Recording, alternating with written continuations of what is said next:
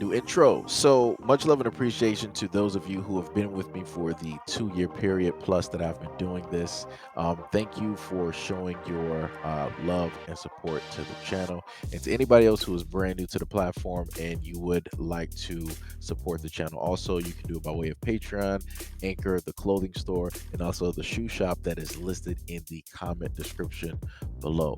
And again, thank you to any and all of you guys who have been here to support this channel during the 2+ year period. I wouldn't be able to do what I do every single day without you.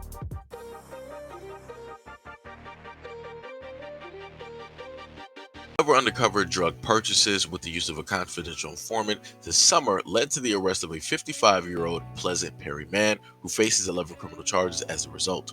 Douglas D. Froyo of the 10,600 block of 82nd Street made an appearance in Kenosha County Circuit Court on Thursday morning and is due back for his status hearing March 16th before Judge Anthony. Froyo, who pled not guilty in September, remains free on a $1,250 cash bond. He is charged with 4 felony counts of delivering narcotics, 1 felony count of possession of a firearm by a felon, 1 felony count of possession with the intent to deliver narcotics, 2 felony counts of possession of narcotic drugs, 1 felony count of possession of THC, and 1 felony count of possession of a controlled substance. The defendant also is charged with a misdemeanor possession of drug paraphernalia. If convicted, all of the felony charges, Froyo faces a maximum prison term of 99 years and a fine of up to $265,000. According to a criminal complaint, a detective with the Pleasant Perry Police Department, working with the Kenosha Special Investigators Unit, heard from a confidential informant that he had arranged to purchase $60 of a narcotic from the defendant at a gas station in Pleasant Perry. Police watched the defendant and the informant complete a hand-to-hand exchange at the gas pumps on the east end of the parking lot. Other purchases were also made as well. One on August 12th for $100, another on August 26th for another $100, and on September 3rd for another $100 at a separate gas station in the village. Officers from Kenosha Special Investigations Unit conducted a search warrant at the defendant's residence. Before the warrant was executed, police stopped Froyo's vehicle after he was seen leaving and taken into custody. Police found a number of items typical of using controlled substances. The complaint states that it includes 2.7 grams of narcotics in the living room, 1.1 grams of another narcotic in the dining room, a clear plastic bag with 22.9 grams of another substance in the top drawer of the dresser, 3.5 grams of a narcotic in a plastic container, and 3 bags that contain more than 25 grams of narcotics in the back office.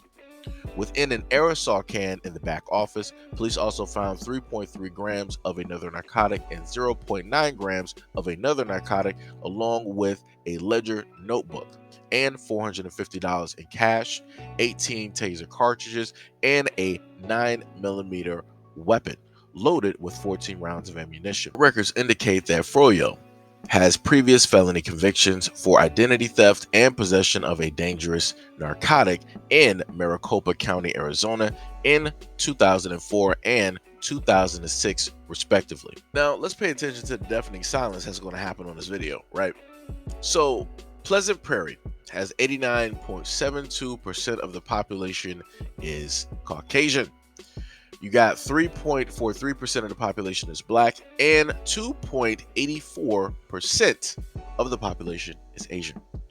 Now, when you look at this stat, you can clearly tell who are the ones who are the users, who are the ones making and creating this in a lab or a basement or a cave somewhere, and also who are the same people using. If the population is 3.43% black, I promise you it's not the black community doing this. Promise you it's not the black community really, diving and dabbling, into this at such an extent that, it's causing all of this mess, over there. It's the same people that put the lawmakers in office who then enable the lawmakers to allow these small bonds and these short stints in prison and jail for this type of distribution of narcotics in the making and selling.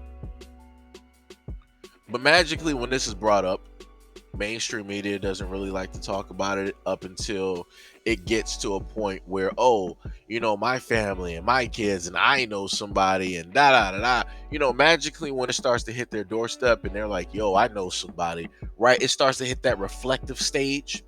That's when they want to start coming out and doing stories, or they want to be first directly on. They want to tell their experience. They want to share their information, right? But magically, you never have that or hear of that same compassion, right? Or empathy when it comes to the Black community and different things that we suffer from. Why? Because it's a whole different reflection. Even though there could be some similarities, there could be some stories that they could share, the one common thing there is the fact that one group is Caucasian, the other group is Black. So because it is in a sense the same but separate at the same time, the mainstream media, the Caucasian side of things, they're only going to talk about it when it specifically deals with their own people. And when it gets to the point where, people are just dropping on the floor, right? When it's just overwhelming, when now, it's flooding into the schools. A middle schooler came in with a backpack with such and such and such. A high schooler is trying to divvy out such and such and such and such. College students are now dealing out such and such and such, right? People have seen these types of things, such and such and such. I had to, basically keep doing it because I know somebody's going to complain about it. But, you pretty much get my point. It's going to be a deafening silence. Just like underneath this video, you're not going to have a lot of the true Americans decide that they want to talk about this issue, that they want to fix this issue, that they want to alleviate this issue directly out of their communities. You're not going to hear them have talks about, yeah, we got to really start talking to our young ones, our kids, and we got to really start talking to our family members, and we really got to start, talking to our government officials and the police and this and that, and we really got to get the president involved.